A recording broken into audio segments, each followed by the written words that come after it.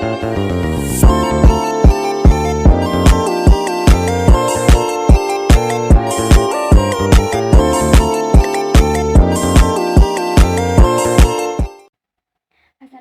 warahmatullahi wabarakatuh. Di sini saya akan mempresentasikan tentang posisi aswaja di tengah-tengah aliran atau paham lain. Dan video ini dibuat untuk memenuhi tugas mata kuliah Kajian Islam Aswaja yang diampu oleh Bapak Abdul Wakil. Dan perkenalkan, nama saya Dwi Agustin sebagai moderator sekaligus presentator 2. Dan kedua teman saya yaitu Intan Nurjana sebagai presentator 1 dan Moh Aldi Zaki Nabili sebagai presentator 3. Assalamualaikum warahmatullahi wabarakatuh. Saya di sini akan menjelaskan sedikit mengenai posisi aswaja di tengah-tengah aliran. Posisi aswaja dalam Islam sering dijelaskan sebagai di tengah-tengah atau moderat, yang berarti mereka berusaha untuk menjaga keseimbangan dalam ajaran dan praktik mereka. Yang pertama, aswaja mengutamakan Al-Quran sebagai kitab utama dan juga mengikuti ajaran dan praktik Nabi Muhammad sebagaimana tercantum dalam hadis. Kedua, aswaja menolak bid'ah atau inovasi agama yang tidak memiliki dasar dalam Al-Quran dan Sunnah. Dan yang ketiga, meskipun aswaja memiliki prinsip-prinsip yang kokoh, mereka juga memiliki sikap toleransi terhadap perbedaan pendapat dalam masalah-masalah non-esensial. Pembahasan selanjutnya mengenai Syiah dan alirannya. Dalam Al-Quran, penggunaan kata Syiah terdapat dalam surat As-Saffat ayat 83. Sedangkan Quraisy Shihab dengan mengutip pendapat Ali Muhammad Al-Jufri mendefinisikan bahwa Syiah yaitu mereka yang mengikuti Sayyidina Ali radhiyallahu an dan percaya bahwa beliau adalah imam sesudah Rasulullah SAW. Aliran Syiah menurut Shihab dengan mengutip pendapat Al-Baghdadi, pengarang kitab Al-Farqu Baina Al-Firaq, membagi Syiah dalam 4 kelompok besar, yaitu Zaidiyah, Ismailiyah, Isna Asyarirah, dan Gulat atau ekstremis. Munculnya berbagai macam golongan Syiah disebabkan karena perbedaan prinsip keyakinan dan perbedaan dalam pergantian imam, yaitu sesudah Imam Al-Husain, sesudah Ali Zainal Abidin, dan sesudah Ja'far Shadiq. Khawarij secara bahasa diambil dari bahasa Arab. Khawarij secara harfiah berarti mereka yang keluar.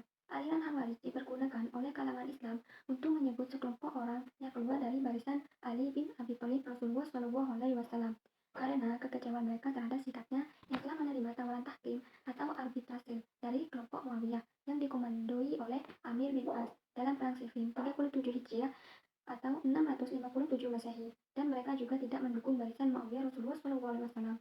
Menurut kelompok Khawarij, semua yang telah mengikuti proses tahkim atau perjanjian, termasuk Ali bin Abi Thalib dan Muawiyah, telah melanggar ketentuan syara dan dihukumi kafir karena telah melakukan dosa besar, yakni tidak berhukum dengan hukum Allah. Berdasarkan kelompok tahkim tersebut, kelompok Khawarij menciptakan pokok pemikiran bahwa setiap keputusan berada pada kekuasaan Tuhan atau la hukman illa lillah.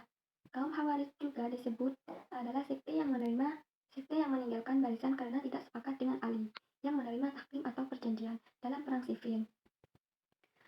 Persengketaan tentang khilafah ini terjadi antara kelompok pendukung Ali dan dinasti Muawiyah. Nah, adapun sektenya yang terdiri dari 2, yaitu sekte Al-Zariqah dan sekte Al-Ibadah. Adapun doktrin ajaran pokok Khawarij yaitu khilafah, dosa, dan iman.